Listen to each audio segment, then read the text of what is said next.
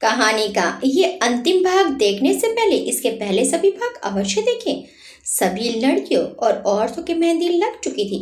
शाम को संगीत का कार्यक्रम था। शाम को सब नीचे आ चुके थे। नीचे संगीत का कार्यक्रम शुरू हो चुका था। बस मिनल के आने का इंतजार था। थोड़ी देर बाद मीनल को अनु नीचे लेकर आ रही थी।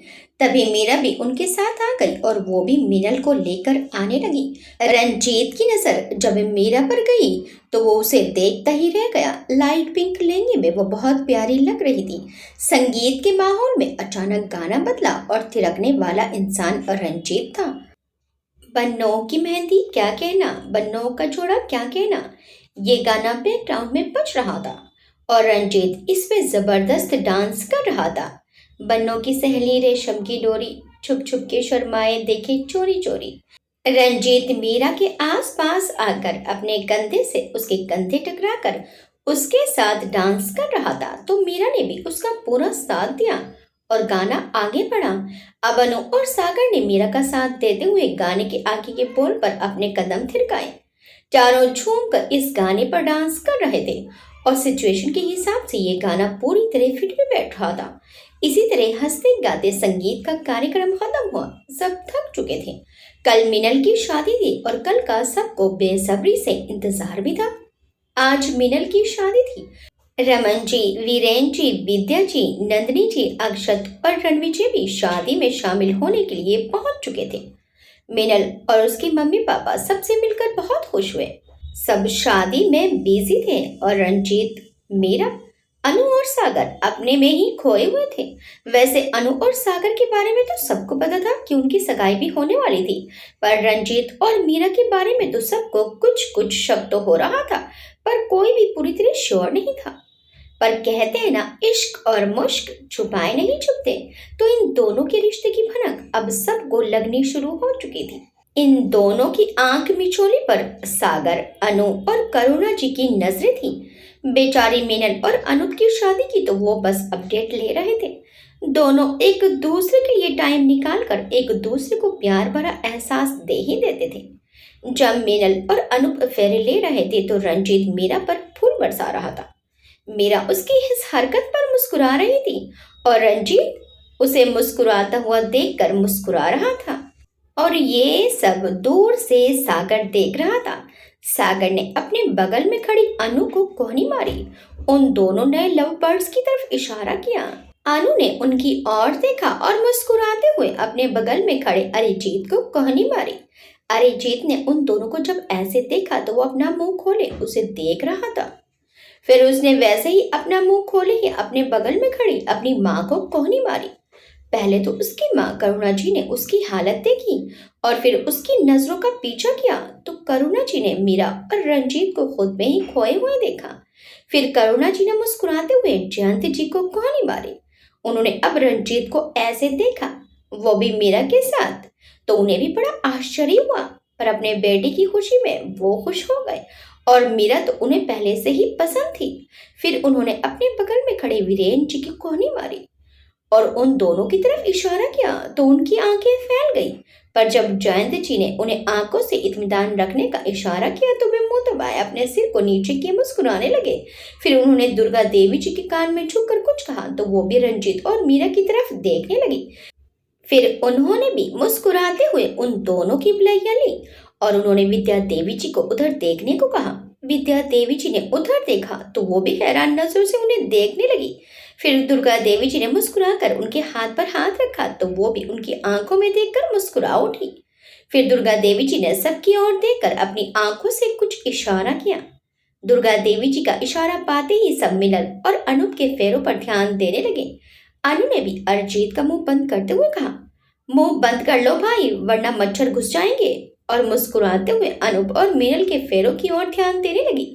अक्षत और रणवीर जी पीछे बैठे थे तो वहां से उन्हें मीरा और रंजीत नहीं दिख रहे थे और नंदिनी जी थक गई थी तो रमन जी उनको उनके कमरे में लेकर चले गए थे और उनके साथ कमरे में ही रुक गए थे। थोड़ी देर बाद दोनों दादी माँ भी अपने कमरे में आराम करने चली गईं। मीनल की शादी और फिर उसकी विदाई के बाद सबकी आंखें नम थीं। शादी के बाद सब बहुत ही ज्यादा थक चुके थे, इसलिए सब अपने अपने कमरे में आराम करने चले गए।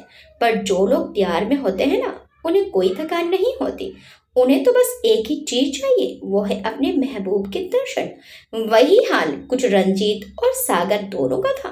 वैसे तो दोनों लड़कियां अपने कमरे में थी और सोने की तैयारियां कर रही थी, जबकि ये दोनों मजनू बस अपनी अपनी लैला को देखने और उनसे मिलने की फिराक में कुछ जुगाड़ लगा रहे थे। सागर ने अनु को कॉल किया और बड़े प्यार से बोला, हेलो जाने मत, सो तो नहीं रही हो? तुमसे मिलने को दिल, जिगर, फेफड़े, किडनी सब तड़प रहे हैं।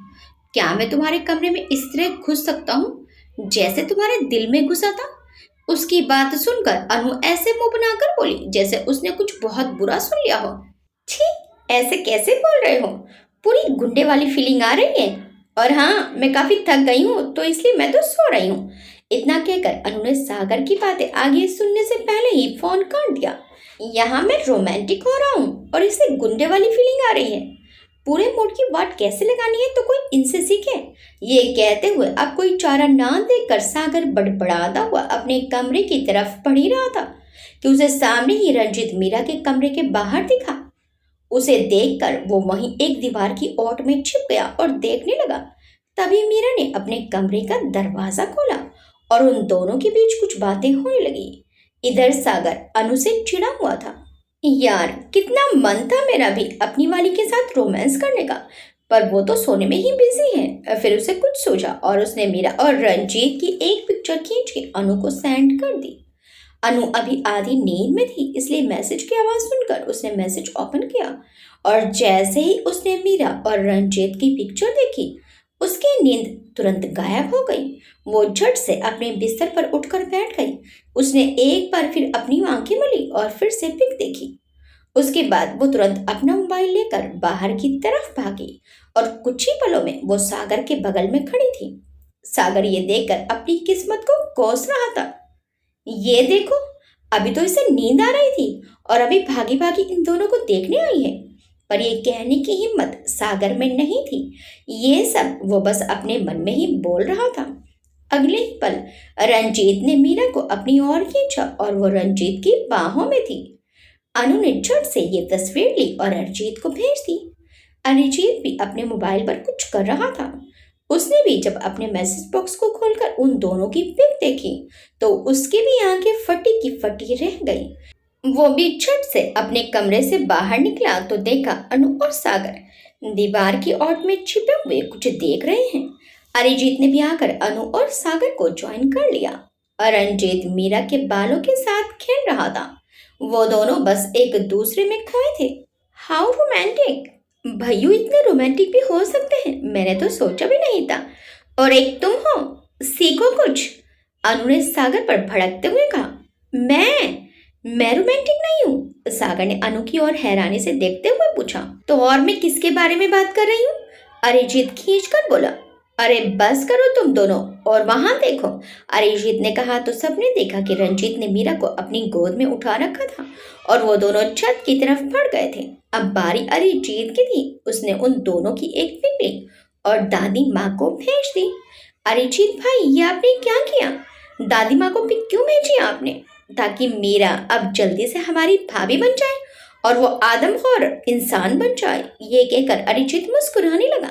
अरिजीत ने जब दादी माँ को उन दोनों की पिक भेजी तब दादी माँ सो रही थी, इसलिए वो उनकी भेजी हुई पिक उस समय नहीं देख पाई। वहीं रंजीत मीरा को अपनी गोद में उठाए उसकी आंखों में बड़े प्यार से देखते हुए सीढ़ियों से छत की तरफ बढ़ रहा था। जब वो दोनों उनकी नजर से ओझल हो गए तब अरिजीत बोला, चलो ऊपर चलते हैं, देखते हैं आखिर भाई और हमारी होने वाली भाभी के बीच कितना प्यार है। सागर भी अरिजीत की बातों से सहमत होते हुए बोला, हाँ चलो देखते हैं आखिर अकड़ू इंसान रोमांटिक होते हुए दिखता कैसा है। ये कहते हुए सागर और अरिजीत ने एक दूसरे को हाई फाई दिया। ये कैसी बातें कर रहे हो आप दोनों? हम कहीं नहीं जा रहे हैं, ये उनका प्राइवेट टाइम है। हम ऐसे किसी के प्राइवेट टाइम में ताका झाकी नहीं कर सकते, ये एथिक्स के खिलाफ है। अनु ने उन दोनों के आइडिया पर असहमति जताते हुए कहा तो अरिजीत मुंह बनाकर बोला, ओ एथिक्स की देवी, तुझे नहीं जाना तो मत जा। वो दोनों भी ऑफिशियल कपल नहीं है तो सब लिमिट में है।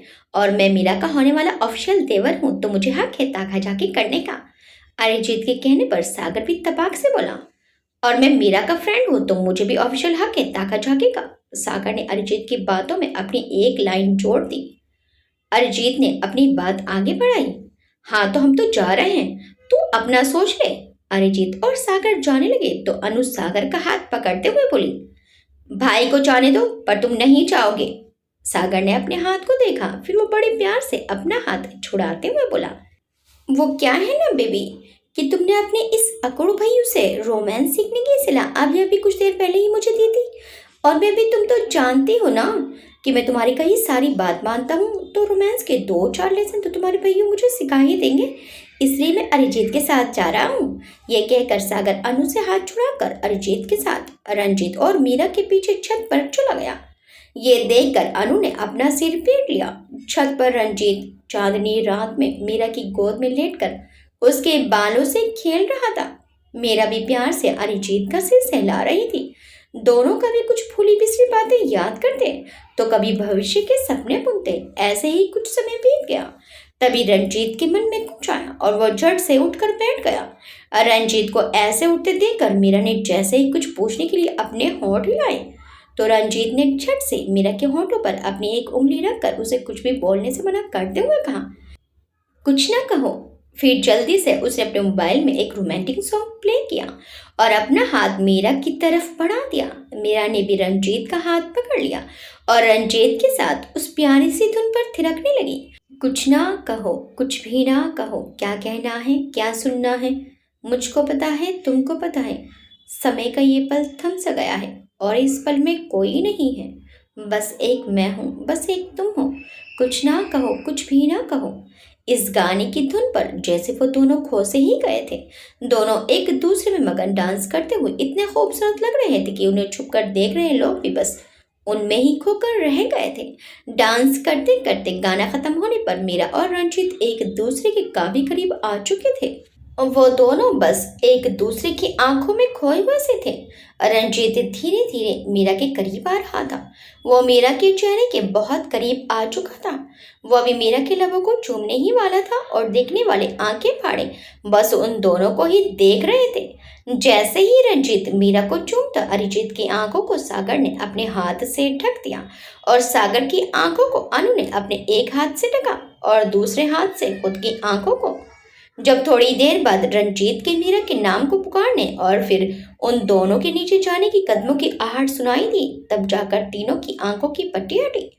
उन्होंने देखा कि वो दोनों जा चुके थे।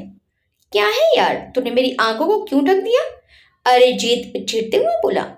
क्या यार, ये उनका पर्सनल मोमेंट था, सागर ने कहा। अरिजीत गुस्से में बोला, पर तूने तो देखी ना। सागर भी गुस्से में बोला, नहीं, मेरी आंखें भी ढकी थी। पर मेरी आंखें किसने ढकी? ये कहते हुए जब सागर ने अपने बगल में देखा तो वहां अनु थी। सागर और अरिजीत दोनों एक साथ अनु को घूर रहे थे। क्या, ऐसे क्यों घूर रहे हो? मैंने भी कुछ नहीं देखा, मैंने अपनी आंखें खुद बंद कर रखी थी। ये कहकर अनु बड़े एटीट्यूड से वहां से निकलकर छत से नीचे अपने कमरे में चली गई। सागर और अरिजीत ने वहीं लेटे लेटे एक दूसरे को देखा और एक दूसरे को देखकर बोले, एथिक्स की देवी। ये बोलकर वो दोनों भी वहां से निकलकर अपने अपने कमरे में सोने चले गए। अगली सुबह जब रंजीत तैयार होकर नाश्ते के लिए नीचे पहुंचा तो आज घर पर घर वाले कुछ अलग ही मूड में दिखाई दिए। रंजीत को कुछ समझ नहीं आया पर उसने ज्यादा कुछ नोटिस नहीं किया और नाश्ते के लिए बैठ गया। मीरा सुबह से किचन में थी और एक वही जानती थी कि आखिर उसने आज सुबह से क्या क्या झेला था। खैर, टेबल पर नाश्ता लग गया। सब नाश्ते के लिए बैठ चुके थे। जैसे ही रंजीत पहला निवाला उठाने वाला था कि जयंत जी कुछ कहने को हुए। जैसे ही जयंत जी ने अपना मुंह खोला, करुणा जी ने कहा, कुछ ना कहो, कुछ भी ना कहो। ये सुनकर रंजीत का हाथ हवा में ही रुक गया। थोड़ी देर तक सबको देखने के बाद जब उसे ये लग गया कि सब नॉर्मल है तो उसने अपना नाश्ता शुरू किया। फिर जैसे ही उसने अपना दूसरा कौर उठाया तो उसने देखा अरिजीत और अनु इशारे में कुछ बातें कर रहे हैं। अनु अरिजीत से इशारे में कुछ कह रही थी। तभी अरिजीत ने कहा, क्या कहना है, क्या सुनना है? हमको पता है, तुमको पता है। ये सुनकर रंजीत के हाथ अब रुक गए और उसने मीरा की तरफ देखा, जो नजरें नीचे किए रंजीत को ही देख रही थी। अब रंजीत को कुछ गड़बड़ होने की आशंका होने लगी थी। सुबह से सबको इशारों इशारों में बात करते देखकर रंजीत को कुछ गड़बड़ होने की आशंका लग रही थी। इससे पहले कि वो कुछ आगे सोच पाता, सामने से वीरेन जी आते दिखाई दिए। वीरेन जी ने आते ही दुर्गा देवी जी के पांव छुए और करुणा जी और जयंत जी को नमस्ते किया। मीरा के माता पिता विद्या जी, वीरेन जी, रणविजय और अक्षत अभी दिल्ली में ही थे। जयंत जी ने उन्हें घर आने के लिए कहा तो उन्होंने उनसे वादा किया कि वो घर जरूर आएंगे। अनु और करुणा जी मीरा को अपने साथ ही ले आए थे।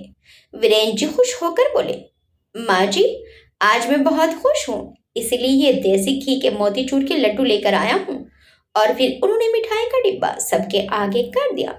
सब वीरेन जी की खुशी को देखकर खुश हो गए और सब मिठाई खाने लगे। वैसे भाई साहब, ये मिठाई तो हमने खा ली, अब खुशखबरी भी बता दीजिए। जयंत जी ने लड्डू खत्म करते हुए वीरेन जी से कहा। जी भाई साहब, हमारी मीरा के लिए रिश्ता आया है। लड़का मेरी पहचान का है और मुझे बहुत पसंद भी है। मैंने रमन भाई, नंदी भाभी और माँ को लड़का दिखा दिया है। अक्षत और रणविजय भी लड़के से मिल चुके हैं। सबको लड़का बहुत पसंद है। उसके परिवार वालों को भी मेरा बहुत पसंद है। अब बस लड़के और लड़की को मिलना है, इसलिए कल उनके परिवार वालों के साथ एक गेट टुगेदर रखा है। इसी बहाने मिलना मिलाना भी हो जाएगा। मेरा हम सबको जान से भी ज्यादा प्यारी है। बस हम सब उसे खुश देखना चाहते हैं और मुझे पता है कि वीरेन जी अपनी बात पूरी कर पाते। इससे पहले ही रंजीत का गुस्सा आबे के बाहर हो गया और वो अपनी जगह से उठ खड़ा हुआ। फिर अपने गुस्से को कंट्रोल करते हुए उसने वीरेन जी से बोला, अंकल, ऐसे कैसे किसी को बिना जाने पहचाने पूरी जिंदगी सौंप सकते हैं? पता नहीं वो कैसा है, कैसे बिहेवियर का है, कैसा रहन सहन, उसके परिवार का माहौल, उसका नेचर कैसा है, ये सब जानना जरूरी होता है। वो किसी तरह मीरा का ये रिश्ता तोड़वाने की कोशिश कर रहा था।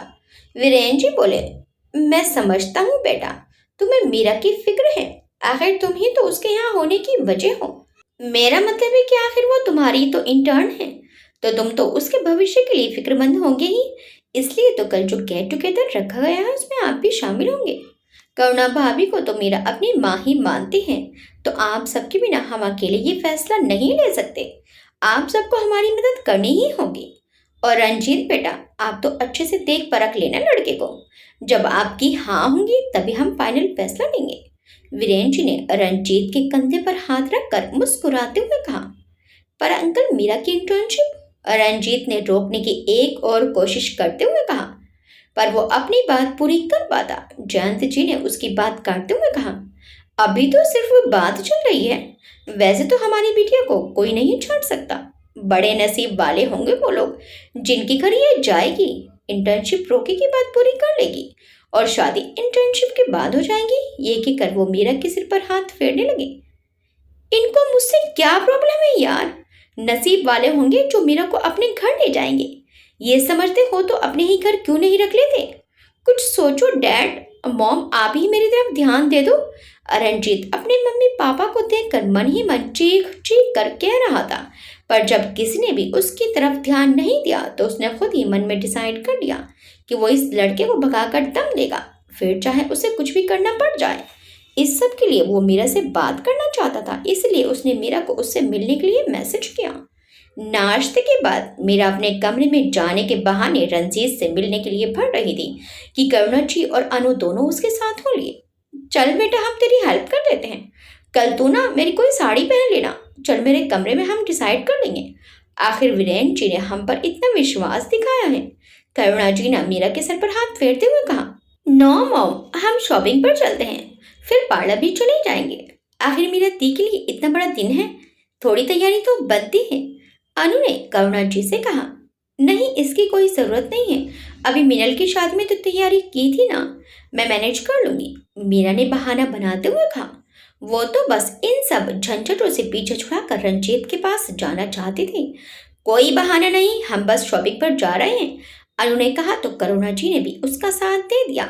मीरा उन दोनों को मना नहीं कर पाई। वो उन दोनों के साथ जाते हुए बस पलटकर अपने कमरे को देख रही थी, जहां से दरवाजे के पीछे से उसे रंजीत देख रहा था। रंजीत अब समझ चुका था कि अब उसे ही कुछ करना होगा। वो जल्दी से नीचे आया और गाड़ी की चाबी लेकर बाहर की तरफ भागा। मॉम, आप लोग कहीं जा रहे हैं? मैं आप सबको ड्रॉप कर दूं? रंजीत ने अनजान बनते हुए पूछा।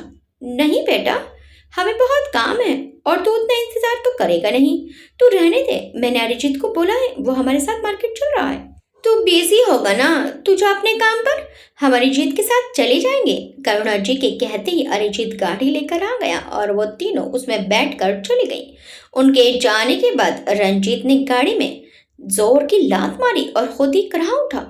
करुणा जी, अनु और मीरा देर शाम तक मार्केट से लौटे। तब तक रंजीत ही जानता था उसका क्या हाल था। जितना वो मीरा से बात करने के लिए बेचैन हो रहा था, उतना ही मीरा उसे नहीं मिल पा रही थी। जब वो लोग मार्केट से लौटे तभी वो बहाने से हॉल में बैठा मैगजीन के पन्ने पलट रहा था। रंजीत ने पहले से ही बहाना खोज रखा था। जैसे ही मीरा को बुलाने के लिए उसने अपना मुंह खोलना चाहा, तभी दुर्गा देवी जी की आवाज आई। अरे, बहुत शॉपिंग कर आए तुम सब, मुझे भी दिखाओ। मेरा बेटा, तू मेरे पास बैठ। अनु, तू दिखा क्या क्या लाई है। सब वहीं हॉल में बैठकर सामान देखने लगे। ब्रो, परेशान हो? अरिजीत ने रंजीत से पूछा। मैं नहीं तो मैं क्यों परेशान होने लगा? और रंजीत ने एटीट्यूड से कहा। नहीं, आप वो उल्टी मैगजीन पढ़ रहे थे तो मुझे लगा। अरिजीत ने रंजीत की चुटकी लेते हुए कहा। अरिजीत की बात सुनकर रंजीत ने मैगजीन टेबल पर रख दी। भूख लगी है मुझे, इसलिए परेशान हूँ। मॉम, अगर आप लोगों का बाजार दिखाना खत्म हो गया हो तो खाना खाएं। रंजीत ने चिढ़ते हुए कहा। सुबह से मीरा से बात नहीं हो पाने और अपने रिश्ते के लिए मीरा को शॉपिंग करते देखकर रंजीत अब कुछ ज्यादा चिढ़ा हुआ था। मीरा समझ चुकी थी कि रंजीत उसके इस तरह शॉपिंग बिजी होने और उससे बात नहीं कर पाने के कारण गुस्सा है। लगता है आज मेरे बेटे को काफी तेज भूख लग गई है। ये कहते हुए करुणा जी ने नौकर को खाना लगाने को कहा और अनु और मीरा को फ्रेश होने के लिए बोलकर वह खुद भी फ्रेश होने चली गई। मीरा को अपने कमरे में जाता देखकर रंजीत भी उठकर अपने कमरे की तरफ बढ़ने लगा। अरे, अभी तो तुझे इतनी तेज भूख लगी थी, अभी कहाँ जा रहा है? रंजीत को उठते देख दुर्गा देवी जी ने उसे टोका। वो दादी, मुझे कुछ जरूरी काम आ गया, आप शुरू कीजिए, मैं बस अभी आया। रंजीत यह कहकर जैसे ही आगे बढ़ने को हुआ, दुर्गा देवी जी ने उसका हाथ पकड़ लिया। अभी कोई काम नहीं, पहले खाना खा। पर दादी, मैं बस अभी आया, रंजीत ने रिक्वेस्ट करते हुए कहा। नहीं, मैं कुछ नहीं सुनने वाली, तू अब बस बैठ और खाना खा, दादी ने भी जिद करते हुए कहा। रंजीत अब मजबूर हो चुका था। वो अपनी कुर्सी पर बैठकर ऊपर मीरा के कमरे की तरफ देखने लगा। कुछ देर बाद सब फ्रेश होकर खाना खाने आ गए। अब तो लगता है कि सबके सोने के बाद ही मीरा से बात हो पाएगी। ये सोचकर रंजीत चुपचाप अपना डिनर खत्म करने लगा। डिनर खत्म करके मीरा कुछ देर तक करुणा जी की मदद करके जब अपने कमरे की तरफ बढ़ी तो रंजीत ये देखकर काफी खुश हो गया कि अब वो फाइनली मीरा से बात कर पाएगा और साथ ही वो दोनों मिलकर कुछ प्लान कर इस रिश्ते को तोड़वा देंगे। मीरा को उसके कमरे की तरफ बढ़ता देखकर रंजीत ने भी उसके कमरे की तरफ जैसे ही कदम बढ़ाए कि उसके कान में आवाज आई। मीरा, आज मैं तेरे साथ तेरे कमरे में सो जाऊं? वो क्या है ना, इतने दिन तेरे साथ रहते रहते तुझसे इतना प्यार हो गया है कि क्या बताऊं। मुझे तो तुझ में और अनु में कोई फर्क नहीं लगता। लगता है मेरी दो दो बेटियां हैं। आज अचानक तेरे रिश्ते की बात सुनकर बस दिल खाली सा लग रहा है। ऐसा लग रहा है जैसे अपनी बेटी को विदा कर रही हूँ। बस इसीलिए तेरे साथ सो जाऊं, अगर कोई प्रॉब्लम ना हो तो। करुणा जी ने बड़े प्यार से मीरा से कहा। हाँ जरूर, ये कहकर मीरा करुणा जी के गले लग गई। करुणा जी की बात सुनकर रंजीत भी काफी इमोशनल हो गया। मेरा पूरा घर मीरा को प्यार करता है, कोई इससे दूर नहीं होना चाहता, फिर भी सब अनजाने में कबाब में हड्डी बन रहे हैं। कोई क्यों नहीं सोच पा रहा हम दोनों के रिश्ते के बारे में। अगर माँ की जगह अनु होती तो मैं कुछ मैनेज भी कर पाता, पर अब लगता है कि कल ही कुछ हो पाएगा। रंजीत ये बड़बड़ाते हुए अपने कमरे में चला गया। अगली सुबह नाश्ते के टेबल पर जैसे ही रंजीत बोला, मीरा, आज एक इम्पोर्टेंट केस डिस्कस करना है, तो हम रास्ते में डिस्कशन कर लेंगे और हॉस्पिटल पहुंचने के बाद तुम उस पेशेंट की फाइल मुझे दे देना। एक्चुअली मुझे लगता है कि उसकी मेडिसिन। रंजीत अपनी बात पूरी कर पाता इससे पहले ही करुणा देवी जी ने उसे टोकते हुए कहा, ये तो क्या कह रहा है? आज बच्चे की सगाई है और तू उसे हॉस्पिटल ले जा रहा है? आज नहीं जाएगी मीरा। हॉस्पिटल में डॉक्टर्स की कमी नहीं है, तो उनमें से किसी और से काम ले ले। सगाई? पर माँ, आज तो सिर्फ वो लोग इसे देखने आ रहे हैं ना, तो फिर ये सगाई कहाँ से हो रही है? रंजीत अपने गुस्से पर कंट्रोल नहीं कर पा रहा था। जयंत जी बोले, रमन जी से मेरी बात हुई है, अगर सब सही रहा तो आज ही सगाई कर देंगे। करुणा जी दुर्गा देवी जी को नाश्ता परोसते हुए बोली, हाँ सही है, नेक काम में देरी कैसी? ऐसे कैसे सगाई कर देंगे?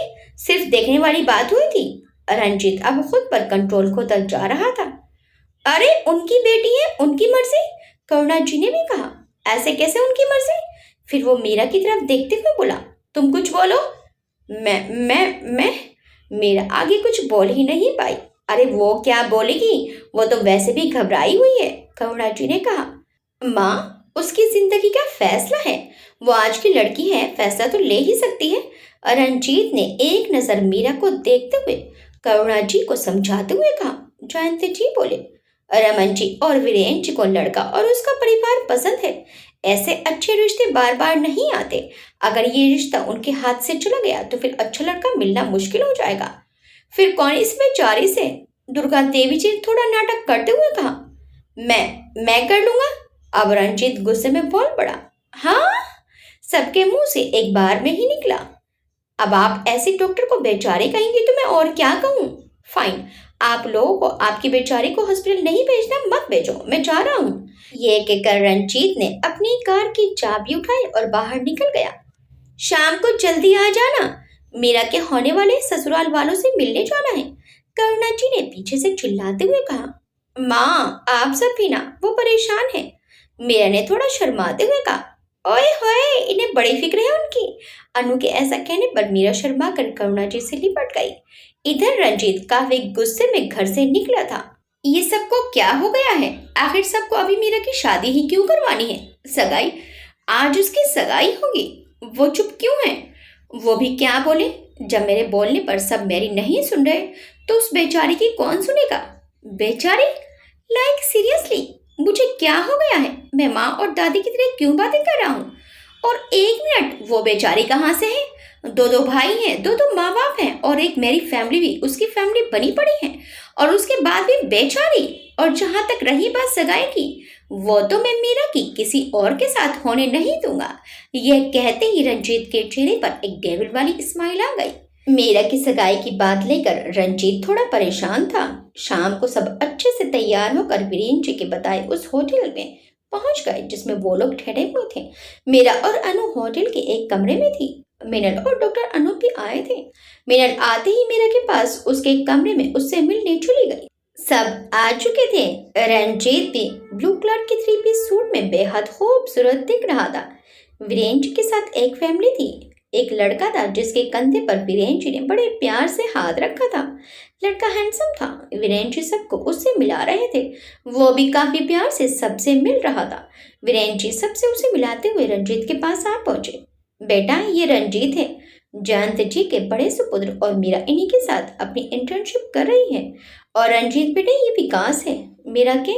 वीरेंद्र जी आगे कुछ बोल पाते उससे पहले ही रंजीत ने विकास से हाथ मिलाते हुए कहा, हेलो अंकल, अगर आपको कोई प्रॉब्लम ना हो तो मैं विकास से अकेले में कुछ बात कर सकता हूँ? हाँ हाँ, क्यों नहीं। वीरेंद्र जी अपनी सहमति जता देते। रंजीत विकास को लेकर कोने में चला गया। कुछ औपचारिक बातचीत के बाद रंजीत खुद को रोक नहीं पाया और बोला, विकास, आप मीरा से सगाई करने से मना कर दीजिए। रंजीत के ऐसा कहने पर विकास उसकी आंखों में घूर कर देखने लगा। क्यों? विकास ने सपाट लहजे में रंजीत को देखते हुए उससे पूछा। विकास, ये तुम्हारी और मीरा की सगाई अरेंज की जा रही है, तुम्हें और भी अच्छी लड़कियां मिल जाएंगी, बस इसीलिए। रंजीत ने थोड़ा झिझकते हुए कहा, तो मुझे लगता है मुझे वो अच्छी लड़की मिल गई है, मुझे मीरा पसंद है। विकास ने रंजीत के चेहरे पर नजरें गड़ाए हुए कहा, it's my request please. Ranjit ने नजर झुकाकर विकास से कहा, और इस रिक्वेस्ट की वजह? आप तो अजीब से वेलविशर हैं जो मीरा की जिंदगी में खुशी तो चाहता ही नहीं है। विकास की बहू अब गुस्से में तन गई थी। नहीं, ऐसी बात नहीं है। वो मैं मीरा से बहुत प्यार करता हूँ, इसीलिए मैं आपको। रंजीत इससे पहले कुछ आगे कह पाता, विकास ने उसकी बात पूरी करते हुए कहा, ओह, तो इसलिए आप मुझे बलिदान देने को कह रहे हैं। But I am sorry mister Ranjit, अब कोई भी ताकत मुझे मीरा के करीब रहने से नहीं रोक सकती। विकास के इतना कहते ही रंजीत ने अपना काबू खुद पर से खो दिया और गुस्से में उसने विकास का कॉलर पकड़ लिया। तभी अनु और मिनल मीरा को नीचे लेकर आई। रंजीत और विकास दोनों ने मीरा को देखा और रंजीत ने विकास का कॉलर छोड़कर उसका सूट ठीक कर दिया। विकास ने एक नजर रंजीत को देखा और वो मीरा के पास जाकर खड़ा हो गया। रंजीत की समझ में नहीं आ रहा था कि जब मीरा उससे प्यार करती है तो फिर वो विकास के साथ सगाई के लिए राजी कैसे हो गई। और अनु, जो कि खुद चाहती थी कि मीरा उसकी भाभी बने, तो आज वो किसी और के साथ मीरा की सगाई होते देखकर इतने खुश क्यों है। आखिर क्या मजबूरी है इन सब की। रंजीत के अंदर ही अंदर एक द्वंद्व चल रहा था। सब बैठ गए। मीरा, मिनल, अनु तीनों साथ बैठ गई। करुणा जी नंदिनी जी के साथ बैठ गई। अब नंदिनी जी पहले से थोड़ी बेहतर हो गई थी, पर जल्दी ही थकान हो जाती थी, तो इसलिए उन्होंने मीरा को सगाई की शॉपिंग करने के लिए करुणा जी और अनु के साथ भेज दिया था। नंदिनी जी और करुणा जी काफी अच्छी दोस्त बन गई थी। दुर्गा देवी जी और विद्या देवी जी साथ बैठ गई। जयंत जी, वीरेन जी, रमन जी साथ साथ बैठे थे। सागर, अरिजीत और रणवीर जी साथ थे। कपिल भी कुणाल के साथ आ गया था। वो अक्षत और अनूप के साथ था। विकास भी अपने माता पिता के साथ बैठ गया। एक रंजीत ही था जो एक कोने में खड़ा घुट रहा था और बस कोने में खड़ा मन ही मन खुद से ही सवाल किए जा रहा था, मीरा को क्या मुझसे प्यार नहीं था? वो खुद के लिए आवाज क्यों नहीं उठा रही है? वो अभी मीरा को ही देख रहा था कि वीरेन जी ने उसे पुकारा, रंजीत बेटा आप भी बैठिए, आज हम मीरा के रिश्ते की बात कर रहे हैं। आपका फैसला भी मीरा की जिंदगी के लिए काफी महत्वपूर्ण है। वीरेन जी के ऐसा कहने पर मीरा ने रंजीत को काफी उम्मीद भरी नजरों से देखा। उसकी आंखों में रंजीत के लिए बहुत सारा प्यार और विश्वास था। शायद मीरा मुझसे उम्मीद लगाए बैठी है। शायद वो अपने परिवार को ना नहीं बोल पाई। अब मुझे ही कुछ करना पड़ेगा। ये सोचकर कि मीरा सच में उससे प्यार करती है, रंजीत को राहत मिली और उसने सोच लिया कि अब और नहीं, वो अब अपने और मीरा के रिश्ते को नहीं छुपाएगा। ये सोचकर वो भी उनके साथ आकर बैठ गया। भाई साहब, आपने भी मीरा को अपनी बेटी की तरह रखा है, आप भी उसके पिता तुल्य हैं। तो भाई साहब आप बताइए, क्या आपको ये रिश्ता हमारी मीरा के लिए पसंद है? वीरेन जी ने जयंत जी से पूछा। हाँ, मुझे तो पसंद है, जयंत जी ने कहा। फिर कल्याणी जी की तरफ देखकर उनसे पूछा, आपका क्या कहना है कल्याणी भाभी? जी, मुझे भी ये रिश्ता बहुत पसंद है, बस लड़का लड़की एक दूसरे को पसंद कर ले। मेरा, क्या तुझे ये रिश्ता पसंद है? मैंने रंजीत की तरफ एक नजर देखा और सिर झुका लिया। तो फिर ठीक है, दोनों बच्चों की सगाई अभी ही कर देते हैं। ये कहते हुए वीरेन जी ने मिनल से अंगूठियों की थाल लाने को कहा। मिनल थाल ले आई। सभी खड़े हो गए। मिनल मीरा के पास जाकर खड़ी हो गई। विकास जैसे ही आगे बढ़ने को कहा, एक आवाज आई। सबने आवाज की तरफ देखा। एक मिनट, मीरा विकास से सगाई नहीं कर सकती। ये रंजीत था। सब उसकी ओर देखने लगे। रंजीत चलकर मीरा के पास आया और बोला, मीरा किसी और से सगाई नहीं कर सकती, क्योंकि मैं और मीरा एक दूसरे से बहुत प्यार करते हैं। मैं मीरा से बहुत बहुत प्यार करता हूँ। यह कहते हुए रंजीत ने अंगूठी थाल से उठाई और मीरा को पहना दी। आई एम सॉरी अगर आज मैंने आप सबका दिल दुखाया है तो, पर मैं मीरा को किसी और का होने नहीं दे सकता। रंजीत ने सबकी ओर देखते हुए अपनी नजर मीरा पर रोक दी। बेटा, हम किसी और के साथ मीरा की सगाई कर भी नहीं रहे थे। मीरा की सगाई उसी लड़के के साथ हुई है जिसके साथ उसका रिश्ता तय हुआ था। वीरेन जी ने ये बात बड़े ही सीरियस तरीके से कही, जिसे रंजीत समझ नहीं पाया और उसने वीरेन जी से माफी मांगते हुए कहा, मैं जानता हूँ अंकल, मुझे अपनी फीलिंग आप सबको पहले ही बता देनी चाहिए थी। वो अपनी बात पूरी करता उससे पहले वो वीरेन जी की बातों को समझकर बिना कुछ आगे बोले बस हक्का बक्का सा कमरे में मौजूद सब लोगों को देखने लगा। उसकी हालत देखकर सबकी हंसी छूट गई। वो अब भी असमझ की स्थिति में खड़ा था और सब ठहाके मार मार कर हंस रहे थे। मीरा भी सबको हंसता देखकर मंद मंद मुस्कुराने लगी। वीरेंद्र जी बोले, हम सब तुम्हारे और मीरा के बारे में पहले से ही जानते थे। दरअसल हम सब ने शादी के बाद तुम दोनों की सगाई का फैसला कर लिया था, पर नन्ही भाभी की तबीयत अभी ज्यादा ठीक नहीं थी, तो इसीलिए उन्होंने करुणा भाभी के साथ मीरा को भेज दिया था ताकि वो अपनी सगाई की शॉपिंग अनु और करुणा भाभी के साथ कर ले। अब करुणा जी बोली, जब हमें तुम दोनों के बारे में पता चला तो हमारी खुशी का ठिकाना नहीं रहा। मुझे मीरा को जल्द से जल्द अपने घर की बहू बनाना था और तू बहुत टाइम लगा रहा था तो हमारे पास आ ही नहीं रहा था। इसलिए हम सब ने मिलकर तुझसे तेरे दिल की बात निकालने के लिए ये प्लान बनाया जो सक्सेस हो गया। करुणा जी ने ये कहकर रंजीत के कान पकड़ लिए। अब अनु बोली, मीरा दी को सब पता था और मीरा दी, ओह सॉरी, मीरा भाभी कहीं आपको सब ना बता दे, इसलिए उन्हें आपसे मिलने से रोकने के लिए ये सारा प्रबंध किया गया। पर विकास, रंजीत विकास की तरफ देखते हुए बोला, ये तो मेरी बहन का बेटा है, यानी मीरा की बुआ का बेटा है। मैं तो आपको मिलवा रहा था बेटा जी, पर आपने ही पूरा परिचय नहीं देने दिया। वीरेंद्र की इस बात पर रंजीत झेप गया। सॉरी जीजू, थोड़ी एक्टिंग करनी पड़ी। विकास ने कान पकड़ते हुए कहा, मेरा बेटा रंजीत को अंगूठी पहनाओ वरना मुहूर्त बीत जाएगा। दुर्गा देवी जी ने मीरा को कहा तो मीरा ने रंजीत को अंगूठी पहना दी। मीरा के अंगूठी पहनाने के बाद सबने तालियां बजाई। रंजीत अभी भी मीरा को चौड़ नजरों से देख रहा था। रमन जी, बच्चों ने अंगूठियां तो पहना दी हैं, अब मीरा की इंटर्नशिप खत्म होने के बाद हम इनकी शादी कर देंगे। तब तक मीरा का हमारे यहाँ रहना ठीक नहीं होगा, जयंत जी ने कहा। ये सुनकर रंजीत उतावला होता हुआ बोला, डैड इंटर्नशिप का क्या है, वो तो शादी के बाद भी पूरी हो सकती है। आज बहुत सालों बाद रंजीत ने जयंत जी को डैड कहकर बुलाया था। उसके डैड बुलाने पर जयंत जी को बहुत अच्छा लगा और बाकी सब भी खुश हो गए। जयंत जी बोले, पर अभी कल तो तुम ही कह रहे थे कि पहले इंटर्नशिप जरूरी है, शादी की जल्दी नहीं होनी चाहिए। जयंत जी ने ये बड़े ही शांत भाव से रंजीत से कहा था। इंटर्नशिप का क्या है, वो तो मीरा मेरे अंडर ही कर रही है, शादी हो जानी चाहिए। फिर वो वीरेंद्र जी को देखते हुए बोला, है ना अंकल, जब से यहाँ आई है वो हमारे साथ रह रही है और अब शादी फाइनल होने के बाद कहीं और रहे, ये अच्छा लगता है क्या? नहीं, मुझे पता है ये कोई नहीं चाहेगा। तो मैं क्या कहता हूँ, आप लोग ना कोई हफ्ते 15 दिन वाला मुहूर्त देखकर हमारी शादी कर दीजिए।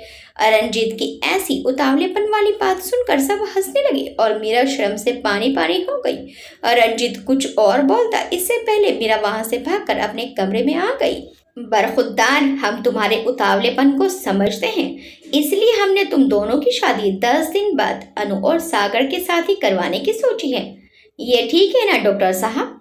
दुर्गा देवी जी ने रंजीत की हरकत पर मुस्कुराते हुए कहा। थैंक यू दादी माँ। ये कहते हुए रंजीत दुर्गा देवी जी से लिपट गया। अब जा अपनी दुल्हन के पास, दादी ने रंजीत को प्यार से कहा तो वो जल्दी से मीरा के कमरे की तरफ बढ़ गया। उसकी खुशी और उतावलेपन को देखकर सब हंस रहे थे, साथ ही रंजीत को ऐसा खुश देखकर सब खुश भी थे। आखिर मीरा के कारण रंजीत में आज इतना चैन जो आ चुका था। हमेशा गुस्से और चुप रहने वाला रंजीत हंसमुख और प्यार को समझने वाला जो हो गया था। रंजीत जब कमरे में पहुंचा तो मीरा आईने के सामने खड़ी थी। रंजीत दरवाजे पर ही रुक गया। मीरा का दिल जोरों से धड़क रहा था। तो आप भी मिली हुई थी इन सबके साथ? रंजीत ने दीवार के साथ टिकते हुए कहा। नहीं, वो मुझे मौका ही नहीं मिल पा रहा था। माँ और अनु के साथ सब मिले हुए थे और सबको पहले से ही हमारे बारे में खबर थी। मैं क्या करती? मीरा ने एक सांस में ही कह डाला। तुम्हारी शादी की बात सुनकर मुझ पर क्या बीत रही थी, ये तुम सोच भी नहीं सकती। अगर तुम मुझे नहीं मिलती तो मर ही जाता मैं। रंजीत के इतना कहते ही मीरा ने अपना हाथ रंजीत के होंठों पर रख दिया। ये कैसी बातें कर रहे हो आप? इतना प्यार करते हो?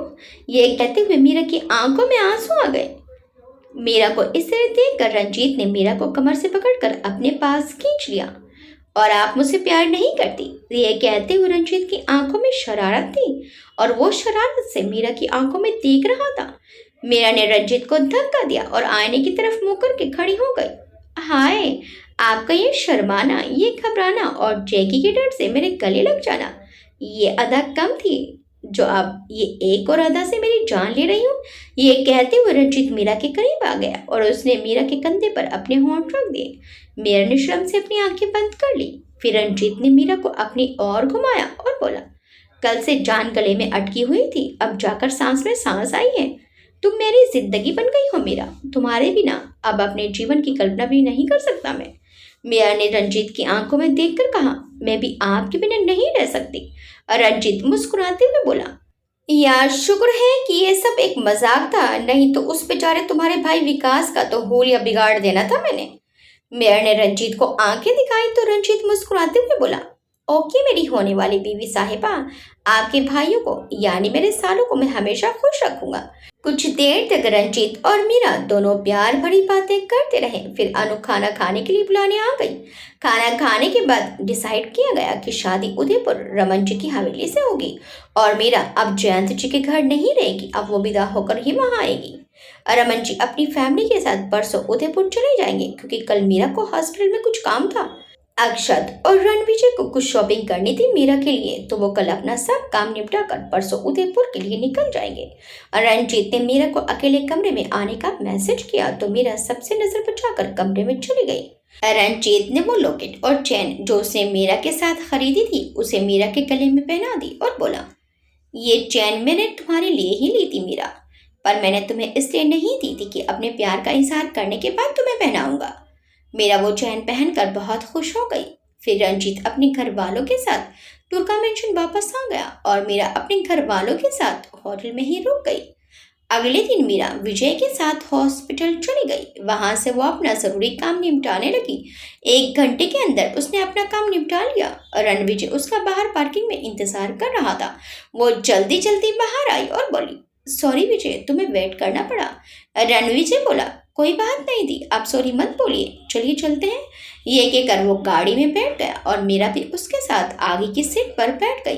अभी कुछ दूर ही गए थे कि मीरा बोली, विजय मुझे प्यास लग रही है। विजय गाड़ी एक साइड में रोकते हुए बोला, दी आप यहीं रुको, मैं पानी लेकर आता हूँ। मीरा ने अपना सिर हिलाकर हामी भर ली। रणविजय ने देखा कि एक शॉप थोड़ी पीछे थी जिस पर उसे पानी मिल सकता था। वो शॉप पर गया। भैया एक पानी की बोतल देना। उस दुकान वाले ने एक पानी की बोतल रणविजय को दे दी। रणविजय उस शॉप वाले को पैसे देकर गाड़ी के पास आ गया। दी ये लो पानी पी लो। इतना बोलकर जैसे ही रणविजय ने गाड़ी के अंदर देखा तो वहां मीरा थी ही नहीं और रणविजय घबरा गया। वो सोचते हुए बोला, अभी तो मीरा दी यही थी, ऐसे अचानक से कहाँ चली गई। रणविजय इधर उधर जाकर मीरा को आवाज लगाते हुए ढूंढने लगा। दी आप कहाँ हो। आसपास की शॉप पर रणविजय मीरा की फोटो दिखाकर पूछने लगा। घबराहट और डर की वजह से उसकी पूरी बॉडी पसीने से भीग गई थी। वो एक जगह आकर बैठ गया और जैसे ही फोन निकालकर नंबर डायल किया तो वैसे ही कुछ दूरी पर उसको एक ढाबा दिखाई दिया जहां उसको मीरा नजर आ गई। उसके साथ एक बच्ची थी जिसे वो खाना खिला रही थी। रणविजय ने अपनी आंखें बंद की और एक लंबी सांस ली और उस ढाबे की तरफ अपने कदम बढ़ा दिए। दी आप मुझे बिना बताए कैसे जा सकती हैं? आपको पता है ना मैं कितना घबरा गया था। मेरे मन में अजीब अजीब से ख्याल आने लगे थे। रणविजय मीरा को गले से लगाते हुए बोला। रणविजय को ऐसे अपनी परवाह करते देखकर मीरा की आंखों में खुशी के आंसू आ गए। वो विजय का सिर सहलाते हुए बोली, सॉरी विजय, मुझे तुम्हारा इंतजार करना चाहिए था, लेकिन पास में ही ढाबा देखा तो चली आई। इस बच्ची को भूख लगी थी। मेरा उस छोटी सी लड़की की तरफ देखते हुए बोली जो अभी खाने में बिजी थी। रणविजय उस तरफ देखते हुए बोला, ठीक है थी, कोई बात नहीं, लेकिन आप कहीं भी मुझे बिना बताए नहीं जाएंगी। मीरा मुस्कुराते हुए बोली, ओके बाबा, नहीं जाऊंगी। विजय तुम्हें पता है जब मैं किसी बहन भाई को देखती थी तो मुझे भी हमेशा फील होता था कि मेरा भाई नहीं है, पर आज महादेव ने मुझे एक नहीं दो जान छिड़कने वाले भाई दे दिए। ये कहकर उसकी आंखें नम हो गई। रणविजय ने मीरा को गले से लगा लिया और उसे चुप करते हुए बोला, दी आपका भाई तो आपके साथ साथ ही इस दुनिया में आ गया था और अब हम हमेशा साथ रहेंगे। मीरा ने भी मुस्कुराकर हामी भर दी। रणविजय उस लड़की के पास जाकर बोला, बेटा आपका नाम क्या है? मेरा नाम अवनी है भैया।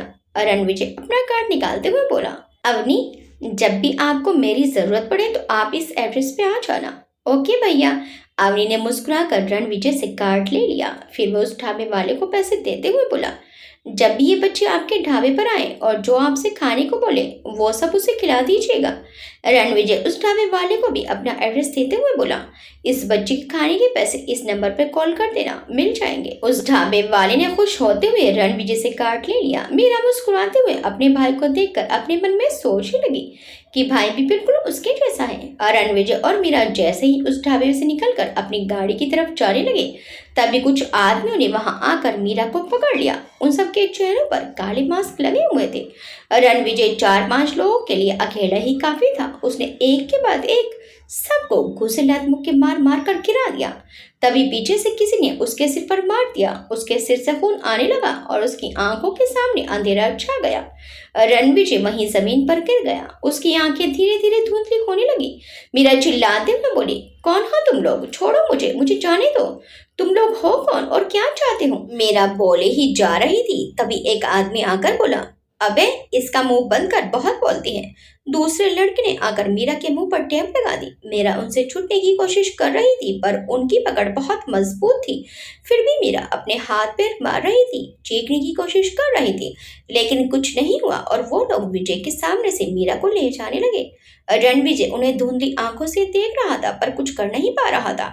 तभी एक ब्लैक गाड़ी आकर रुकी। उसमें से एक मास्क लगाए लड़का निकला और उसने मीरा को एक थप्पड़ मार दिया और उसे पीछे की सीट पर धकेल दिया और खुद पैसेंजर सीट पर आकर बैठ गया और अपने आदमियों से चिल्लाते हुए बोला। एक आदमी जल्दी से ड्राइविंग सीट पर आकर बैठ गया और गाड़ी तेज रफ्तार में चलाकर वहां से निकल गया। उस लड़के ने अपना मास्क निकालते हुए बैक सीट पर देखा और एक तिरछी हंसी के साथ बोला, आज तो डॉक्टर राज बहुत ही खुश होंगे अपनी आइटम को देखकर।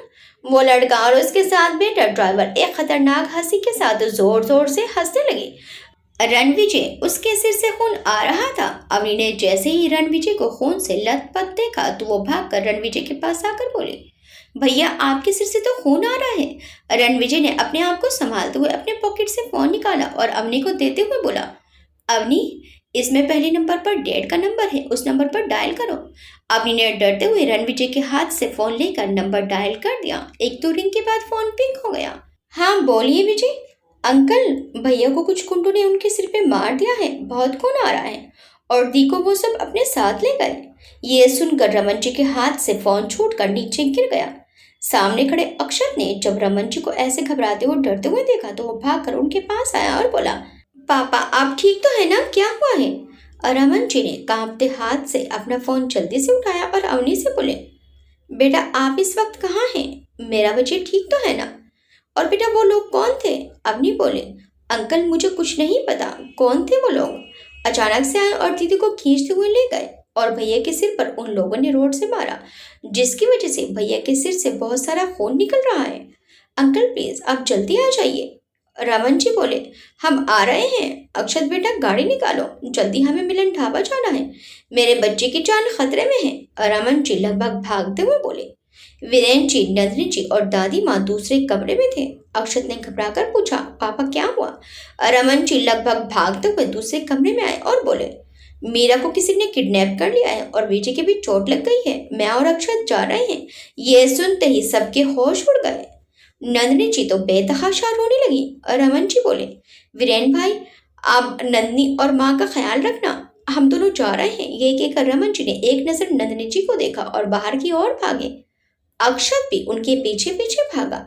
अक्षत रमन जी से पहले बाहर पहुंच गया और उसने जल्दी से गाड़ी निकाल ली। दोनों जल्दी ही उस जगह पर पहुंच गए। रमन जी ने रंजीत को भी फोन कर दिया। ये सुनकर रंजीत के भी होश उड़ गए। वो तो गिरते गिरते बचा। फिर उसने अपने आप को जल्दी से संभाला और जल्दी से एम्बुलेंस लेकर उस जगह पहुंच गया, क्योंकि वो जगह हॉस्पिटल से ज्यादा दूर नहीं थी। रमन जी भी अक्षत के साथ पहुंच गए थे। खून ज्यादा बहने की वजह से रणविजय बेहोश हो गया था। अवनी रणविजय के पास ही बैठी थी। उसने ढाबे वाले से कपड़ा लेकर रणविजय की चोट के ऊपर रखकर दबा रखा था ताकि खून ज्यादा ना बहे। रमन जी रणविजय की ऐसी हालत देखकर रो पड़े। अक्षत ने रमन जी को संभाला। रंजीत ने विजय को एम्बुलेंस में स्ट्रेचर पर लिटवाया और जल्दी से लेकर हॉस्पिटल चला गया। रमन जी और अक्षत अवनी को लेकर अपनी गाड़ी से एम्बुलेंस के पीछे पीछे हॉस्पिटल पहुंच गए। अक्षत ओटी में चला गया, साथ में अनूप और कई डॉक्टर्स भी थे। रंजीत को मीरा का पता लगाना था, इसलिए वो ओटी में नहीं गया। रमन जी अपने आंसू रोक नहीं पा रहे थे क्योंकि उनका बेटा इस समय जिंदगी और मौत के बीच झूल जो रहा था। इतने सालों बाद तो उनकी बेटी मिली है और उसे भी किसी ने किडनैप कर लिया।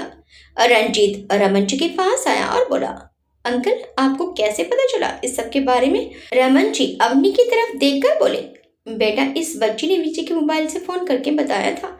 रंजीत अवनी के पास आया। अवनी उस टाइम थोड़ा डरी हुई थी क्योंकि उसने आज से पहले ऐसी कोई घटना अपने सामने घटते हुए नहीं देखी थी। उसके हाथ पैर कांप रहे थे। रंजीत ने पहले अवनी को एक चेयर पर बिठाया, फिर खुद घुटनों की बल बैठकर उससे बहुत प्यार से पूछा, बेटा कौन थे वो लोग? आपने किसी का फेस देखा या फिर किसी की आवाज सुनी? कुछ ऐसा जिससे पता चले कि वो लोग कहाँ लेकर गए हैं? अवनी कांपते हुए बोली, भैया वो लोग 5 से 6 लोग थे। एक लड़के ने दीदी को थप्पड़ भी मारा था। ये सुनकर रंजीत की आंखों में खून उतर आया। वो गुस्सा करते हुए अपने आप से बोला, तुम लोग जो भी हो पता तो मैं लगा लूंगा, और जिसने मेरी मीरा को हाथ लगाया उसको मैं छोड़ूंगा नहीं। अवनी फिर आगे बोली, भैया दीदी तो बहुत अच्छी है।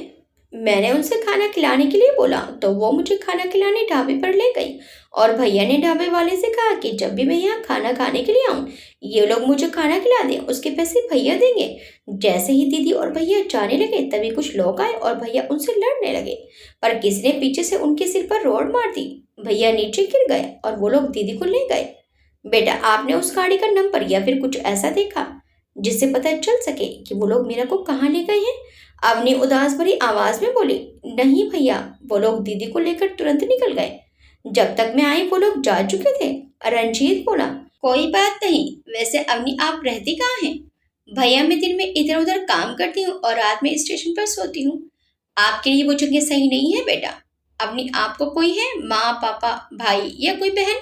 नहीं भैया मैं अनाथ हूँ। एक भाई था, उसको मैंने डांट दिया तो वो गुस्से में कहीं चला गया, वापस नहीं आया। अवनी की आंख आंसुओं से भीग गई। बेटा आप रो नहीं, आपने हमारी बहुत हेल्प की है ना। आपने मुझे भैया भी बोला है तो आज से मैं आपका बड़ा भाई हूँ। आप अब अपने आप को अकेला मत समझना।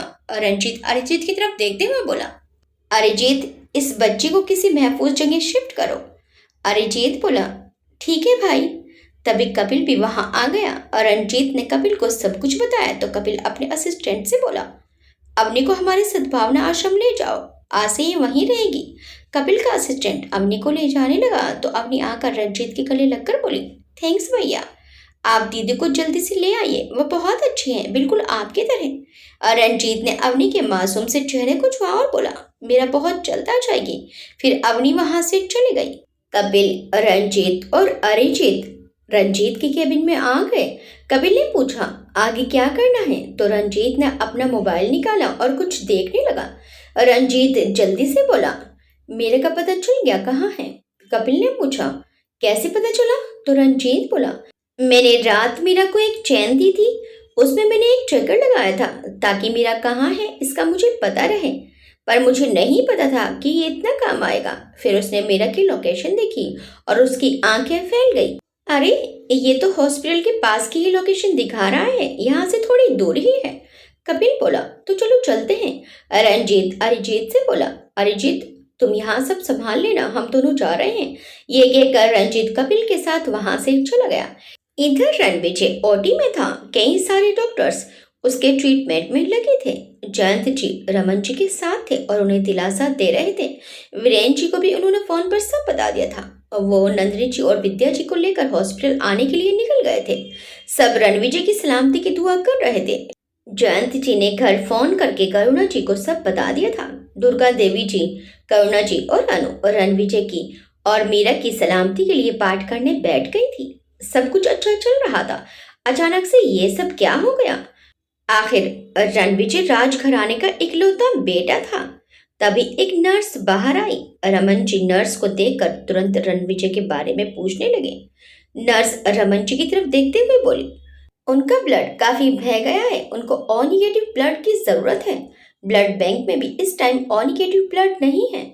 जयंत जी नर्स पर गुस्सा करते हुए बोले, व्हाट रबिश, मतलब क्या है तुम्हारा? ब्लड नहीं है? ये मेरा हॉस्पिटल है, यहाँ हर ग्रुप का ब्लड रखा होता है, फिर कैसे ब्लड नहीं है? नर्स जयंत जी का गुस्सा देखकर डर गई और हकलाते हुए बोली, सर, वो एक बच्चे को ओ नेगेटिव ब्लड की जरूरत थी और हमारे ब्लड बैंक में सिर्फ एक ही यूनिट ब्लड बचा था। रमन जी बोले, मेरा ब्लड ले लो, लेकिन मेरे बच्चे को होश में ले आओ। चाहो तो मेरे शरीर से खून का एक एक कतरा ले लो, लेकिन मेरे बेटे को ठीक करो। मेरा रणविजय लोगों को जिंदगी देता है और आज वो खुद मौत से लड़ रहा है और मैं कुछ नहीं कर पा रहा हूँ। कैसा बाप हूँ मैं, अपने बच्चों को संभाल भी नहीं पा रहा। अगर विजय और मीरा को कुछ भी हुआ तो मैं क्या जवाब दूंगा नंदिनी को। जयंत जी रमन जी को शांत करते हुए समझाते हैं, रमन जी अपने आप को संभालिए, अगर आप ही टूट जाएंगे तो कैसे काम चलेगा। कैसे संभालू खुद को। जयंत भाई बताओ ना, एक जिंदगी और मौत से लड़ रहा है और एक का कुछ पता नहीं। तभी अक्षत बाहर आया और बोला, पापा आपको ब्लड देने की जरूरत नहीं है, डॉक्टर अनूप ब्लड दे रहे हैं, अब बस विजय को होश आ जाए। तभी नंदिनी जी वीरेंद्र जी और विद्या जी के साथ पहुंच गई तो अक्षत नंदिनी जी को प्यार से संभाल लेता है और उन्हें बताता है कि वो ठीक है, बस उसके होश में आने का इंतजार करना है। नंदिनी जी तो अपने आंसू रोक ही नहीं पा रही थी। मीरा को लेकर भी वो बहुत परेशान थी तो अरिजीत ने बताया कि रंजीत भाई को मीरा की लोकेशन मिल गई है और रंजीत भाई कपिल भाई मीरा को लेने गए हैं। ये सुनकर सबको थोड़ी सी राहत महसूस हुई। इधर मीरा को वो लोग एक बड़ी सी पुरानी सी बंद पड़ी हवेली में ले गए। वो जगह सुनसान सी थी, आसपास आबादी भी ज्यादा नहीं थी। वो लोग मीरा को एक कमरे में ले गए।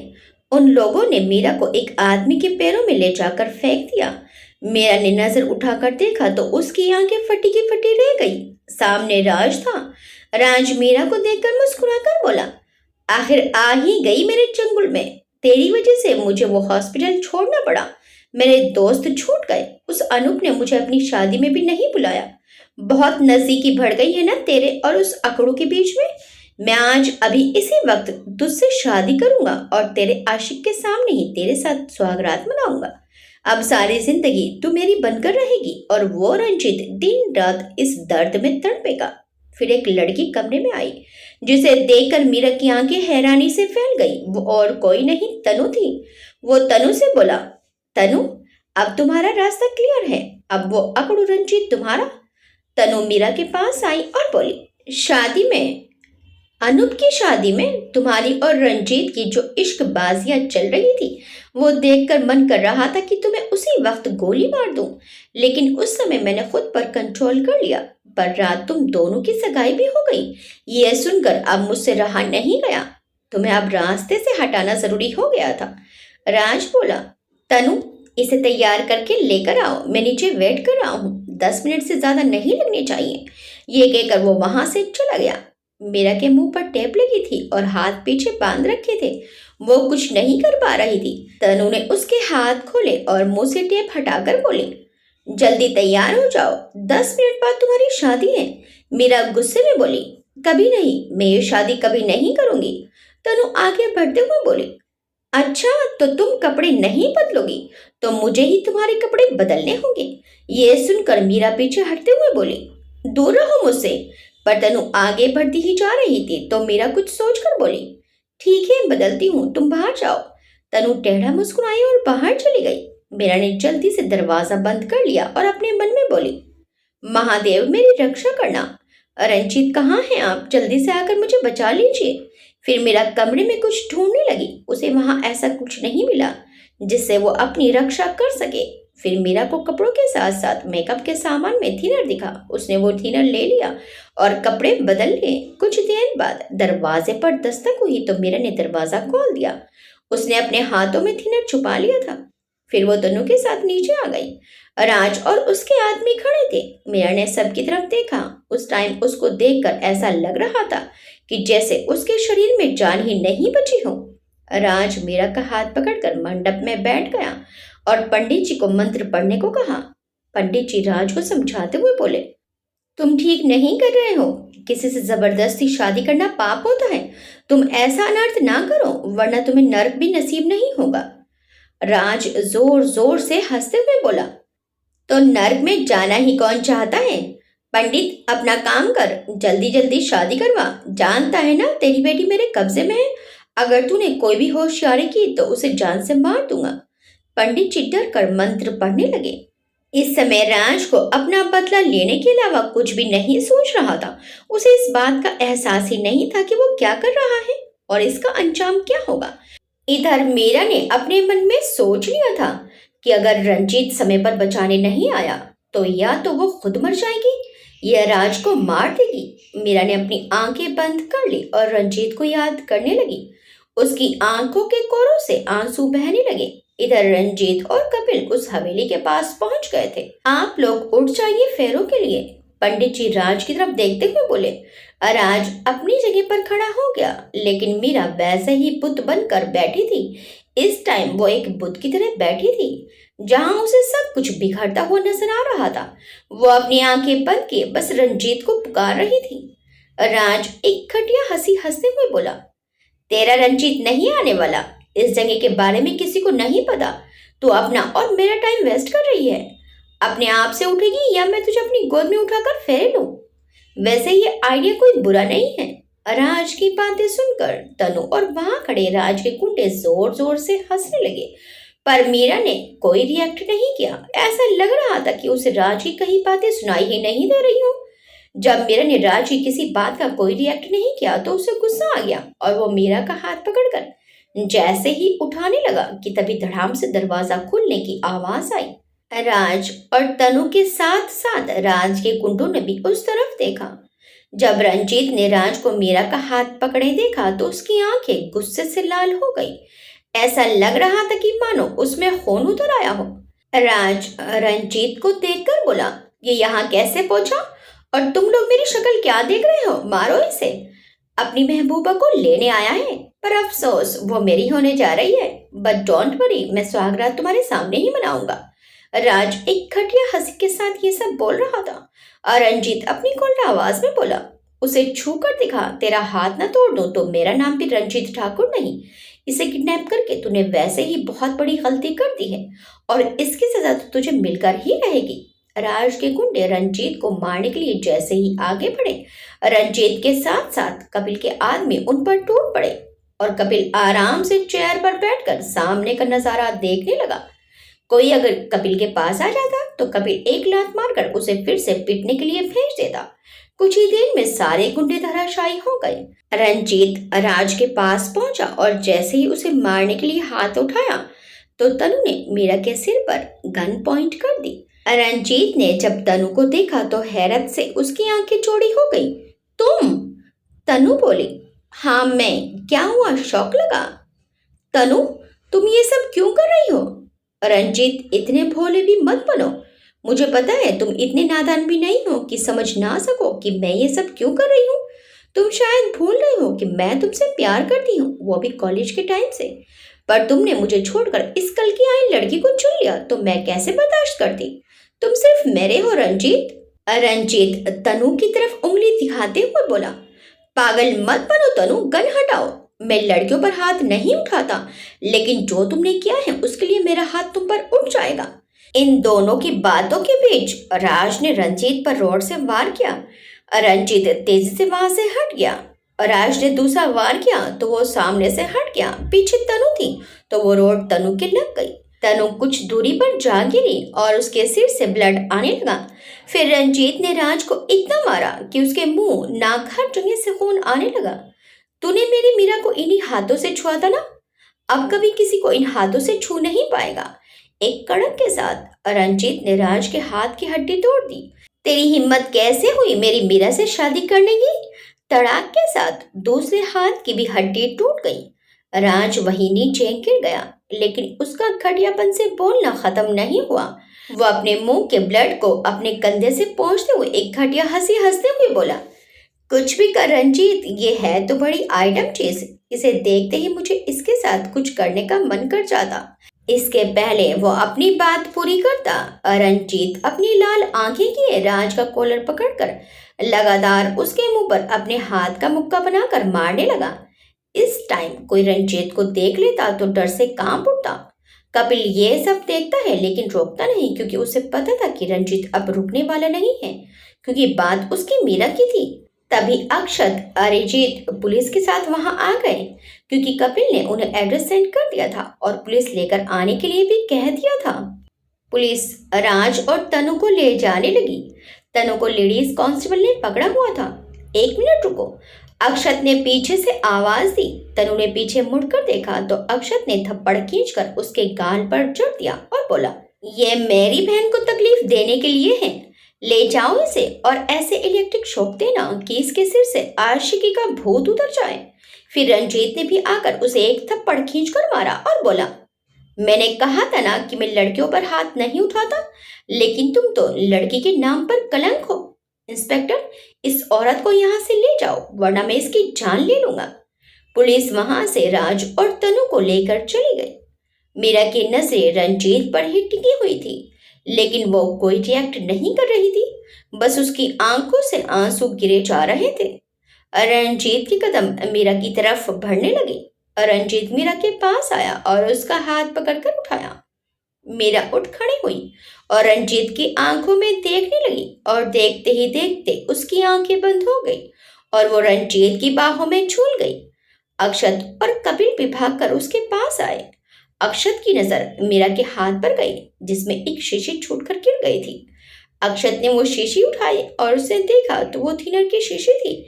अक्षत घबरा कर बोला, और रंजीत, मीरा ने थिनर पी लिया है, इसे जल्दी से हॉस्पिटल ले जाना होगा। ये सुनते ही रंजीत घबरा गया। उसने मीरा को गोद में उठाया और बाहर की ओर भागा। अक्षत ने रंजीत से पहले भागकर गाड़ी स्टार्ट की और हॉस्पिटल की तरफ गाड़ी दौड़ा दी। कुछ ही देर में वो हॉस्पिटल पहुंच गए। मीरा को इस हालत में देखकर सब घबरा गए। अभी तो रणविजय को होश नहीं आया और अब मीरा भी बेहोश है। नंदिनी जी का रो रो कर बुरा हाल था। रमन जी भी रो रहे थे। जयंत जी, विद्या जी और वीरेन उनको संभाल रहे थे। मीरा का ट्रीटमेंट शुरू हो गया। रंजीत को बाहर ही रोक दिया गया क्योंकि वो मीरा की वजह से पैनिक हो रहा था। सब मीरा और रणविजय दोनों के लिए प्रार्थना कर रहे थे। 1 घंटे बाद डॉक्टर बाहर आए। सब भागकर उनके पास आए तो डॉक्टर बोले, अब मीरा खतरे से बाहर है, हमने सारा पॉइजन बॉडी से निकाल दिया है। वो घबराहट के कारण बेहोश हो गई थी, कुछ समय बाद उसे होश आ जाएगा। ये सुनकर सबने राहत की सांस ली। अब बस इंतजार था तो रणविजय और मीरा के होश में आने का। सबसे पहले रणविजय को होश आया तो सब उसके पास पहुंच गए। रणविजय ने सबसे पहले मीरा के बारे में पूछा तो रमन जी ने बताया कि वो ठीक है। रणविजय उदास स्वर में बोला, सॉरी पापा, मैं दी की रक्षा नहीं कर पाया। रमन जी बोले, मेरे बच्चे, तुम जो कर सकते थे तुमने वो किया। अब मीरा मिल गई है और वो ठीक है। रणविजय ने चारों तरफ नजर घुमाकर देखा। पापा, दी कहाँ है, आई क्यों नहीं? अब वीरेन जी बोले, बेटा वो ठीक है और उसे हमने घर भेज दिया है। जयंत जी बोले, अच्छा बेटा, अभी तुम्हारा ज्यादा बात करना ठीक नहीं है, आराम करो, हम सब यही हैं। ये कहकर जयंत जी सबको बाहर लेकर आ गए। फिर कुछ देर बाद मीरा को होश आ गया। सब मीरा से मिलकर बाहर चले गए, बस रंजीत को छोड़कर। रंजीत मीरा के हाथ को पकड़कर बोला, मेरी मीरा तो इतनी कमजोर नहीं है, फिर इतनी कमजोर कैसे पड़ गई कि जहर खा लिया? बताओ क्यों खाया था जहर? मीरा बोली, आपकी मोहब्बत ने कमजोर कर दिया, आपके अलावा मैं किसी की नहीं हो सकती, इसीलिए खा लिया था। रंजीत की आंखों में आंसू आ गए। उसने मीरा को गले से लगा लिया और बोला, और अगर तुम्हें कुछ हो जाता तो मैं भी अपनी जान दे देता, तुम्हारे बिना जिक्र में क्या करता?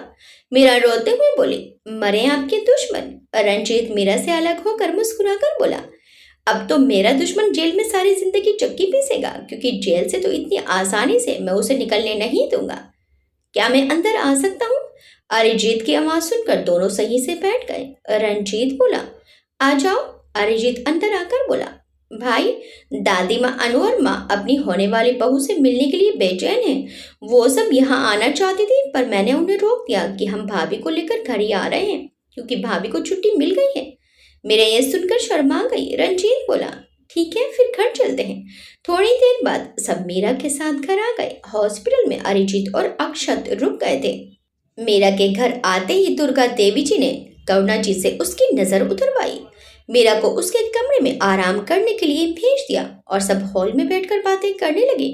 नंदिनी जी की हालत भी ठीक नहीं थी। बरसों बाद तो वो अपने बच्चों से मिली थी और मिलते ही उनके साथ ये सब हो गया। सबने रमन जी, विद्या जी, वीरेन जी और नंदिनी जी को होटल नहीं जाने दिया। उन्हें घर ही रोक लिया और नंदिनी जी को आराम करने के लिए उनके कमरे में भेज दिया। अगले दिन रणविजय को भी छुट्टी मिल गई। शादी में बस 8 दिन रह गए थे, पर आज भी उन्हें किसी ने उदयपुर नहीं जाने दिया। रंजीत तो मीरा का दिन रात ख्याल रख रहा था। उसको मीरा की इतनी केयर करते देखकर सब खुश थे। अगले दिन रमन जी, अक्षत, रणविजय, वीरेन जी, विद्या जी और नंदिनी जी के साथ उदयपुर के लिए निकल गए। शादी से 2 दिन पहले अनु और रंजीत के साथ सब उदयपुर पहुंच गए थे। जयंत जी के सब रिश्तेदार भी पहुंच गए थे। हवेली को दुल्हन की तरह सजाया गया। हवेली की रौनक देखते ही बनती थी। गार्डन में एक तरफ खाना बनाने का इंतजाम था तो दूसरी तरफ पूरे गार्डन में खाना खिलाने का बेहतरीन इंतजाम किया गया था। खाने में हर तरह की डिश बनवाई गई थी। हर तरफ खुशियां ही खुशियां थी। सागर की फैमिली भी वहीं पहुंच गई थी। अनु और मीरा की सारी रस्में साथ साथ हो रही थी। रंजीत और सागर अपनी अपनी होने वाली दुल्हन से मिलने का जुगाड़ कर रहे थे, पर अरिजीत, मीनल और अनूप तीनों उन दोनों की सारी कोशिशों पर पानी फेर देते। शादी के बाद तो अनूप के भी पर निकल आए थे। वो भी रंजीत को छेड़ने का कोई मौका हाथ से जाने नहीं दे रहा था। एक ही मंडप पर अनु, सागर और रंजीत मीरा की शादी हो गई। अनु विदा होकर सागर के साथ चली गई और मीरा हमेशा के लिए रंजीत के साथ घर आ गई। शादी की रात को जब रंजीत अपने कमरे में आया तो मीरा आईने के सामने बैठी थी और अपने जेवर उतारने वाली थी, क्योंकि मीनल ने उसे बहुत सारी ज्वेलरी पहना दी थी। रंजीत आकर मीरा के पीछे खड़ा हो गया। मीरा रंजीत को देखकर बोली, देखिए, ठीक है हमारी शादी हो गई है, लेकिन अभी आप मेरे पास मत आइएगा। मीरा की बात सुनकर रंजीत चौंक कर बोला, क्यों? अब तो हमारे बीच कोई नहीं है और मेरे पास तुम्हारे पास आने, तुमसे प्यार करने और तुम्हें छेड़ने का कानूनन हक भी है। रंजीत ने भी मीरा से प्यार जताते हुए कहा, वो सब ठीक है, पर आप बेहद ही खड़ूस बॉस हो और जब तक मेरी इंटर्नशिप खत्म नहीं हो जाती तब तक 2 गज की दूरी है जरूरी, यानी कि तब तक कुछ नहीं और तब तक मैं अपने पुराने वाले कमरे में ही सोऊंगी। रंजीत की सांस रुकने को ही वो मीरा के पास आकर बोला, नो, पर मीरा हाथ हवा में लहराकर बोली, पर वर कुछ नहीं, हम चलते हैं, दुआओं में याद रखना। कहते हुए जैसे ही मीरा ने दरवाजा खोला, सामने गेट पर जैकी खड़ा था। जैकी मीरा को देखकर भौंका। मीरा जैकी के डर से सीधे रंजीत के सीने से जा लगी। प्लीज जल्दी से अरिजीत को कहिए जैकी को ले जाए, प्लीज, आपको पता है ना मुझे डर लगता है। मीरा रंजीत के सीने में मुंह छिपाए बस बोले जा रही थी, बेबी, जैकी तो जा ही नहीं रहा, तुम मेरे पास ही रह जाओ। रंजीत ने मीरा को बाहों में कसते हुए कहा। रंजीत की बात सुनकर और उसकी इंटेंशन समझकर मीरा रंजीत की छाती पर मुक्के मारकर जैसे ही हटने को ही जैकी एक बार फिर भौंका और मीरा फिर रंजीत के सीने से लग गई। रंजीत ने भी मीरा को अपनी बाहों में भरकर जैकी को फ्लाइंग किस देते हुए आंख मार दी और धीरे से जाकर गेट बंद कर दिया और साथ में कमरे की लाइट भी ऑफ कर दी और मीरा को अपनी आगोश में भरकर उस पर अपना प्यार लुटाने लगा। मीरा भी अब रंजीत के प्यार के एहसास में डूब गई। फिर वो रात उन दोनों के मिलन की रात बन गई। रंजीत ने अपने दिल में बसा सारा प्यार मीरा पर बरसा दिया तो मीरा ने भी संपूर्ण समर्पण से अपने आप को रंजीत को सौंप दिया। दोनों ने अपनी इस रात को एक हसीन रात में बदल दिया। अगली सुबह दोनों के लिए बहुत खास थी। रंजीत को तो ऐसा लग रहा था कि उसका वजूद अब तक भटक रहा था। आज उसे अपने वजूद में एक सुकून नजर आया जो मीरा के साथ ने, मीरा के प्यार ने उसे दिया था। अब अपने अंदर वो एक नए रंजीत को महसूस कर रहा था जिसका वजूद मीरा के प्यार से महक रहा था। उसने आंखें खोली तो मीरा उसकी बाहों में आराम से सो रही थी। रंजीत ने उसके माथे पर प्यार किया तो मीरा नींद में कसमस आई। फिर उसने आंखें खोली तो रंजीत ने जल्दी से अपनी आंखें बंद कर ली। मीरा की नजर रंजीत के चेहरे पर गई तो वो धीरे से बोली, चेहरे से कितने मासूम हैं पर हमेशा खड़ूस बने घूमते हैं। कितना अच्छा हो कि आप अपना खड़ूस बना छोड़ दो। रंजीत ने एकदम से आंखें खोली और बोला, जो हुक्म बीवी साहिबा, आज से हम अपना खड़ूसपन छोड़ देंगे। मीरा की आंखें हैरानी से खुल गई। आप सो नहीं रहे थे? रंजीत मुस्कुराकर बोला, अपनी प्यारी बीवी की शिकायतें सुन रहा था। अब तुम्हें कोई शिकायत नहीं होगी। अच्छा चलो, इसी बात पर 21 तो दे दो। ये कहकर रंजीत आगे बढ़ा तो मीरा जल्दी से उठकर बाथरूम में भाग गई। रंजीत उसकी इस अदा पर मुस्कुरा दिया। दिन पंख लगाकर उड़ने लगे। 6 महीने बाद हॉस्पिटल तैयार हो गया और उसमें गरीबों का मुफ्त इलाज होने लगा। अक्षत, रणविजय, अरिजीत तीनों की शादी भी हो गई। नंदिनी के पिता की सारी जायदाद मीरा और रणविजय के नाम हो गई और रमन जी ने अपनी जायदाद जो मीरा के नाम थी अपने तीनों बच्चों अक्षत, मीरा और रणविजय तीनों के नाम कर दी। अक्षत को अपने पिता की जायदाद भी मिल गई थी। इधर कपिल के जीवन में भी एक शैलजा जैसी समझदार लड़की आई। उसका नाम ममता था। वो अपने नाम के अनुरूप ही थी। वो एक डॉक्टर थी और मीरा को बहुत पसंद थी। पर कपिल शादी करना ही नहीं चाहता था। लेकिन मीरा ने उसे कुणाल से मिलवाया। कुणाल भी उसे बहुत पसंद करने लगा और वो भी कुणाल को बहुत पसंद करने लगी। पर कपिल उससे दूर भागता था। कपिल की तसल्ली के लिए पहले सबने उसे परखा, फिर कपिल को मना ही लिया और सबका लिया गया फैसला सही साबित हुआ। ममता ने अपने नाम को सिद्ध कर दिया और कुणाल पर भरपूर ममता लुटाई। वक्त के साथ सबके दो दो बच्चे हो गए थे, सिवाय रणविजय के। रणविजय के 3 बच्चे थे। कपिल के भी 2 बच्चे और हो गए थे। कुणाल अब अपने भाई और बहन के साथ खुश रहता था। छुट्टियों में सारे बच्चे एक बार दिल्ली में इकट्ठा होते और एक बार उदयपुर में और बहुत धमाल मचाते। अब रमन जी और नंदिनी जी दोनों बहुत खुश रहते थे क्योंकि उनके 3 पोते और 2 पोती सारा दिन उन्हें भगाए रखते और जब बाकी बच्चे आ जाते तो हवेली को सारे बच्चे सिर पर उठा लेते। इतना सब कुछ देने के लिए नंदिनी जी हर पल भगवान का शुक्र अदा करती। अगर भगवान ने उन्हें दुख दिए तो क्या हुआ, इससे कहीं ज्यादा उन्हें लौटाया था। उनका दामन खुशियों से भर दिया था और इस तरह सब हंसी खुशी अपना जीवन व्यतीत करने लगे। आपको ये कहानी कैसी लगी हमें कमेंट्स करके जरूर बताइएगा। वीडियो अच्छी लगी तो वीडियो को लाइक, शेयर, सब्सक्राइब करना मत भूलिएगा।